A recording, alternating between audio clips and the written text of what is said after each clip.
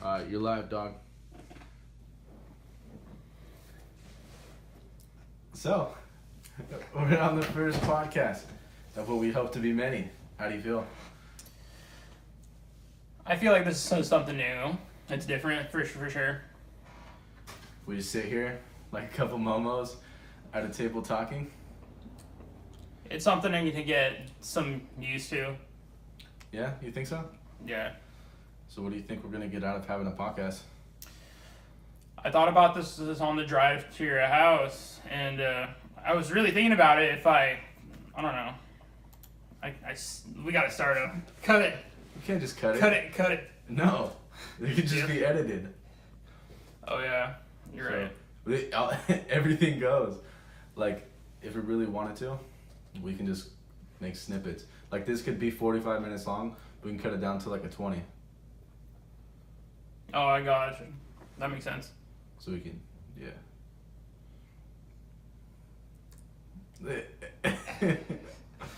The thing about podcasts, though, the first one's always terrible. Oh, I know that. It really always sucks. So, it doesn't turn out good. It gives crap. Are we allowed to cuss on here? No? I feel like the monitoring is just kind of weird. The what? The monitoring? What modern? Like where you can hear yourself? Oh no, I think it's weird. It's weird as fuck. Yeah.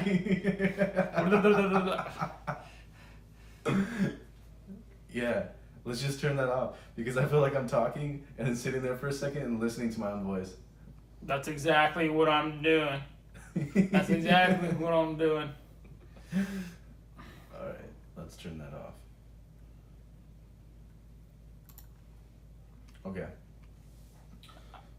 Voice monitoring off. Alright, now this feels okay. I can go ahead and take these out too. I can go ahead and take these out too. Because I feel like when I'm talking, like I feel like I'm not fully enunciating words. It's weird. Yeah, me too. It's like you're saying something, but it doesn't really. You know what I'm saying? Yeah, I hear what you're saying. That's different. Yeah. That's really interesting. So I don't think it's real time monitoring, it's like a second delayed. Yeah, that's what's throwing me off. So yeah. What are we gonna talk about? Usually we have like saucy talks, so let's talk about AI. Saucy talks. Saucy talks. So Well, let's go back to what are your thoughts on this podcast? What do you expect to come from this? to come from this podcast? Yeah. I don't know, you know. Or what do you want? I feel like it's a good way to like kind of spend the weekends and kind of connect more people, because there's a lot of people out there that have different perspectives on different things, and I feel like having a podcast is like that you could talk to them, and you know, like you can see their points of view on how they see things and why they do what they do. So like a typical weekend without beer. Yeah, typical weekend without beer. And I think it's unhealthy how much like people drink on the weekends, and it's just because think about it, bro. Because you go to work like 5 days a week, or you go to school, you do all your work that you have to get done, and then you finally go home and you sit down and you feel kind of refreshed, right? And then after that, you just get drunk, and then let's say you do it Friday night. Saucy talk. Going over to Saturday, you just feel like crap and like you can't do anything. Like, you know, because you're all drained. And then Sunday comes and you finally feel okay. And then it's like, boom, Monday you're back on the grind. Yeah, so your weekend was literally a fucking blur is what you're telling me. Well, yeah, but if we did this instead, you know, I feel like it'd make us both smarter. Because, like, you know, let's be honest. We all have goals in life that we want to, like, achieve. Yeah. And, like, whenever you drink, it just kind of, like, throws you off. Off your game? Kinda Well, I mean, kind of, yeah, but in moderation, everything's fine. Well, yeah, in moderation, but I mean, still. Like, remember when I tried to do Sober October? Yeah, that was a fail. And then we were at the Margarita Factory, and it was just, like, so tempting. And I want to smack myself in the face because I didn't have the self-discipline to not drink. You know? No, I just peer pressured you into it, to be honest. Well, And you caved. Well, yeah, because... Yeah, you caved. Okay, because I'm not old enough to drink yet, right? I'm not old enough to drink yet, right? So... You can't cut that shit out. We can cut it. So cut it. But when the opportunity, you know, how do you say it? When the opportunity presents itself. Yeah. When it presents itself, you take advantage. That's what I'm saying. So it was there. Like, I could have ordered whatever I want. The entire menu was open. You see what I'm saying? It was game. Like when you turn 21, you know how you had a thing to where you go to the store and you try like every different type of beer? Yeah. Just adjust the mic so it's in front of you, you know? Just pull it. It rotates 360 degrees. Not by the actual mic, but by like the hand. Like this thing. That's what I was trying to figure out. There we go. So you can pull it towards these. And like you can move it 360 degrees. Whatever way. Alright, I think this is good. That's good. That's good. Is that mine? Because I have mine like right there. Clean, quality audio. And chop it up. So like remember when we were hanging out at your house on Thanksgiving? Mm-hmm. And there was that Polish guy there? Oh, yeah. Dude, he seemed like a really interesting dude. What? Unlock it. Oh, you want the password? So check it out. It's M, capital M, ICHOACAN, and then 0. Capital MICHON. Michoacan. So it's capital MICHOACON. MICHO. Dude, I'm just gonna write this down. Where do you have a pen over there? I ain't got nothing. I got shit. Oh yeah. Another thing where and this is gonna be cool is because we can kind of like get like you got something on your chest and bother you. Mm-hmm. Make sure you're on mine account, not Ramon's.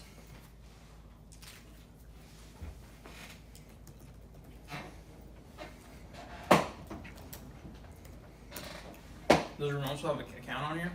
Yeah, because I bought 2 of them, Mm-hmm. and then I'd let him use that one, and then I ended up taking it back. Wait to the store?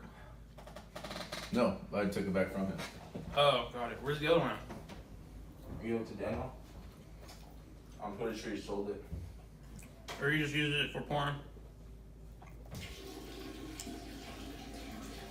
Then, I was like, as far as like what we're gonna get out of the podcast, Yeah. is it we could see how I guess other people are, you know, and You like should bring people around, create a little network, like a little social. I don't know if I'd say network. I guess it would be like it'd bring more like. Because when you bring people on and you talk to them, it's like kind of building a relationship in a way with that person, you know, with said person, you know. Yeah, I guess it does build. It kind of builds a relationship because you get to know them. You get to know them, you talk to them. That's how it all starts. See how they operate. So you're into psychology, right? A little bit. What do you mean a little bit? That's either you are or you aren't. It's either you are or you aren't. I have a mild interest in psychology. Mild interest. A little bit. Okay, because like when I get into something, I like get into it. Yeah, like, me too. Okay, I'm into it. Like I get like almost obsessed. Mm-hmm. Well, I kind of am. So the part of psychology that I'm kind of into right now that I'm learning about is called personality theory. That's what it's about. Philip. Yeah. Yeah, see what I mean? Yeah. So it's personality theory. And that's what I'm into. So do you think that when we have people on, you're gonna like, kind of like when you talk to them, the way that they answer their words, or like the way that they like word things, or like how they explain things? Does that kind of like? Or what they talk about and how they talk about it. Yeah. I kind of lately I've been kind of doing that like subconsciously. Like when I talk to someone new, I kind of just pick them apart. Pick them apart. Yeah. Like without actually like thinking about it, and then once I get a feel for like the kind of person they are, I can kind of judge them by out of what category they fall in out of the 16. What are the 16 categories? It's a 4-letter acronym for. Okay, so pretty much the Myers-Briggs Type Indicator is there's supposedly supposed to be 16 known personalities, right? Okay. And there's 4 subcategories, and so they all fall into a 4-letter acronym, and each letter stands for something. So the first part is that decides if you're introverted or extroverted. So it's either I or E. The second category is you're an intuitive person or you're a sensing person. So either you rely on your intuition, on how you take in the world, or there's also sensing. So sensing, like you're using your five senses to take observations from your environment. So like it's like your senses, right? Five senses. Yeah. So, because if you notice how people that are really outdoorsy tend to be sensors, you know, because they take in the environment, they like to touch things and stuff like that. And then, so the third category is either you're. Wait. You're moving too fast. So, people who like to get outside, what would they be categorized as? So, let's just say a lot of blue collar workers are sensor types. Okay. What does that mean? Sensors. So, pretty much when you talk to people and you're kind of intuitive, you kind of just. I wouldn't know how to word it, so I've never had to explain it to someone. So, I mean, I only know it from my own understanding. So, but I'll do my best at this. Okay. Okay. Okay, so when you're an intuitive, it's when you talk to people, you take in observations from them, and then from that observation, you deduct like your opinion on them. You know. Okay. Or you're intuitive, like when you're trying to figure out how something works, you kind of see it and you just get the idea. You just intuitives, they kind of just get things, you know. Sensors, they gotta not touch and feel. Touch, feel, look at it. They're very present. They're very more because intuitives are just not well in it sometimes. Okay. They live in their so intuitive people tend to live in their minds, while sensors are very present people. Like they talk about their environment. They're describing something that they had. They're using their senses to recall, you know, like, oh, this is what this had and that's what it looked like and felt, and they talk about these kind of things, you know. Mm-hmm. So generally a lot of blue collar workers are sensors from what I've gathered from my own real world experience. Okay. So would you say that people who are intuitive are more like the book smart kind of people that like kind of do they just? It goes both ways, but it's just that they're intuitive people tend to be more cerebral. They're very kind of in their mind a lot, you know. Right. And then would you there's intuitive people and there's touchy-feely people. Would you say that those probably are people who learn by working with the hand, like looking with their hand? They actually have they have to do it in order for them to understand it. Yeah, I mean, in a kind of a way, I guess you could say. But here's the thing, though. How it breaks down is that there's 8 known cognitive functions, right? And so you on a daily basis you use all of them, but your preference for 4 of them is what makes your personality and who you are. Okay. But you use all of them. What would you say you are? Well, I mean, we'll get back to that. You've not gotten like that deep into it? No, I've gone deep into. I've gone down the rabbit hole. But anyway, we're not halfway through the acronym. So there's sensors and intuitives, and then there's also thinkers or feelers. So thinkers are generally more black and white people. They tend to be more logical. They use reasoning, and feelers use that as a mechanism to make choices. It's how they feel about something, and therefore they'll make that kind of choice. That's probably like the worst thing to have. Cause if you think about it, if they react on how they feel all the time. Yeah. Like those people that like when they get mad. They don't react. No, it's not an emotional reaction. Like let's just say someone's very passionate and like they feel a lot for like making music. Mm-hmm. They're a feeler in that sense. So it's different. Because you don't necessarily have to have an emotional reaction or get angry or be upset. But it's I don't know how to say it, but I think it's what drives you by emotion. Like let's just say if you feel very strongly for something, you tend to be a feeler. You see what I'm saying? Does that make sense to you? So for what I'm getting from that is that if you feel strongly about certain things and you're a feeler, like if you feel, well, I mean, so like what if you feel like are you talking about just like in an artistic sense? No. Not in a art. This motherfucker died on me. Did it really? You know what's funny is like usually when I try to understand things or learn something, I do it for my own understanding. And so I've never really had to explain stuff like that before, so it's like really hard on me. But I'm sure it comes easy for you. Does that make sense? Like when you understand something, it's easy for you to explain it back to someone. Yeah. Well, because the thing is that I don't feel like you fully understand something. Until you actually talk about. Until you can teach it. Until you can teach it to other people, I don't feel like you truly understand something. Well, that's true. No, that's true. Like back in the day, I had this math teacher. No, Yeah. he wasn't math. He was a science teacher. His name was Mr. Wallace. Mr. Wallace. 7th grade. 7th grade, Mr. Wallace. He Mr. sounds Wallace. scary. He sounds like a big dude. No, dude, this guy was actually pretty cool. He was Okay. like, I want to say 75. Oh. Like, 75, probably 80. Like he was old. Like he had trouble walking and like, he was like just really just, what's the word when somebody just says what's on their mind? Open-minded. Honorary? No, honorary. What? Honorary. That's the word. Like Honorary? Yeah. Like when people just say like they have no filter. You know? Like he'd confront people about doing stuff. Oh, so he called people out on He it. called people like if on someone site. had some BS, he would totally just call someone out on it. But he made it like the So coolest he thing. was like, but the bad kids didn't mess with him or didn't act out. Not really, because I knew that he would call their stuff. He knew that he would like be like, no, you're not. This is what you're doing. And it'd just be so blatantly like you could see it. So like no one would really try. It's to pretty step black aside and white. He fight. made it black and white. Yeah, yeah. And so he, whenever we'd have homework to be done or like had to study for a test or something, Mm-hmm. he would say, I want you guys to go home and I want you to teach your dog this. I want you to go home and teach your dog this. Yeah, teach your dog. And he's like, you're not trying to teach the dog how to do science. What you're doing is you're telling the dog how to do it because you never truly understand something Until you explain until it you back. can teach it. But there's also something that's funny because 90%. So there's this thing called the learning pyramid. Mhm. Do I remember showing you that a while back?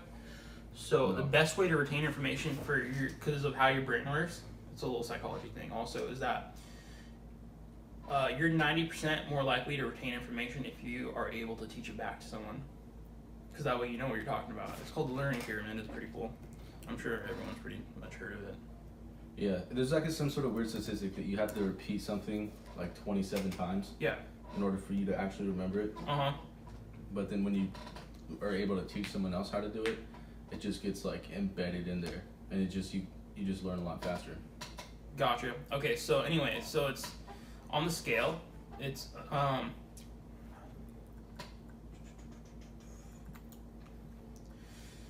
so when you sit there and listen to a lecture, you're 5% more likely to learn it. If you're reading the material, you're 10% more likely to learn it. And if it's audio visual, so like watching a video, you're 20% more likely to remember it. 30% is if someone demonstrates it for you. 50% is if you discuss the topic on hand, and 75% is how to learn something is if you practice doing it. And 90% is when you teach others. So you're 90% more likely to remember it if you teach someone else. You know what I think it might also be is that you know that whenever you go to sleep, your brain throws out all of the stuff that you can't remember, like it just unimportant stuff. It throws it out. Yeah. So I feel like maybe because like you can't remember what you ate like 3 days ago. Like what'd you have for lunch 3 days ago? A White Russian, that's what I had for lunch. But I mean, most people can't remember the outfit that they wore a week ago or whatever, just because it's not important information. So Yeah, your brain throws out the mundane day-to-day stuff. Yeah, so I feel like maybe when you tell it to someone else, I think it might be that your brain is telling you that like it was an experience for you to teach them, kind of. Because it's kind of like whenever you teach someone something, it's kind of like pressures on you in a way. That you like kind of have to pressure yourself to make sure that you fully You understand what you're understand it talking before about. you reiterate it back to someone else. Yeah. Because you can't teach them the wrong shit, because then it's just wrong, you know? And yeah, I feel like the brain might see that as something that it's worth keeping. Oh, okay, so that way you can fill in the gaps as you go. Yeah, that's what I mean. Oh, okay. I guess that's one thing I should work on. What? It's cool. Being able to explain things back to people and teaching others something, so I'm more likely to retain it. Yeah, that would be. Well, I mean, that would help me because I don't tend to do that. I tend to just learn things and file it away in my head. And write it in your little journal. I'm gonna call it a journal. It's more like a planner kind of thing. A planner. Yeah. So what happened to that planner that you had? So that you were writing down. What did it have in it? What is it called? It's the Best Self Co. planner, pretty much. Best Self Code. Yeah, that's the brand. Okay. But brand. what does it have in it? So it pretty much breaks everything down hour by hour. How to manage your time in your day, your goals for the day, goals for the week, goals for the month. So it's broken down into 13 weeks. So essentially 1 quarter or 3 months. So it pretty much gives you a system to achieve 1 to 3 goals within a 13-week period, and it breaks it down every single day. So you have to wake up and write in it before you go to bed. Write in it So like it makes you like it has spaces where it can every single. Yeah, it has spaces Does every it, single day. Does it make you do like midday stuff? Or is it just in the morning? Just the morning and evening. I mean, it's pretty regimented. It can get pretty hard. So it sucks because when you try to follow it, you know, like your day's so organized and lined out that sometimes life throws shit at you and it deviates from the plan, and it could just really like annoy you and piss you off. Well, it does for me. Downward spiral. Hmm? Did Yeah. Do you still write in it? So I'm pretty sure you got that. How many weeks ago? Like 8. I want to say 8 weeks ago, but I just check in on it weekly. I mean, I kind of use it mostly during the week. I look like during school, I use it, but on the weekends it kind of goes. Does it tell you anything about positivity? Yeah, there's like a quote on each page, and then there's like your goals for the morning, what you want to get done, and then in the evening it's like you reflect on your day every single day. Reflect on it. I like reflecting. Yeah. I'm reflecting a lot. On what? Just I don't know. Sometimes I'll just sit there Mm-hmm. and I'll just look at how like the past week has gone, or I'll sit down on like a Monday, and I'll just like kind of set small goals for myself. Mm-hmm. Like I had a problem because I bought this book called Trading in the Zone, and then like the first week I had it, like I was super into reading it, Yeah. and then a weekend happened.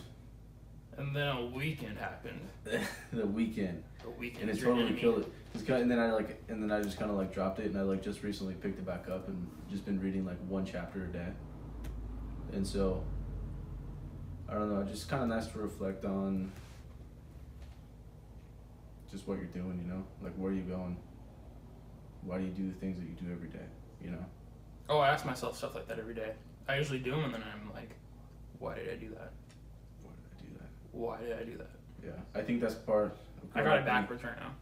the Generation Z is that we have so much social media to us, and it's kind of bad in a way that we have so much social media, because we sit there and we look at other people's lives and we're like, oh, we suck, you know?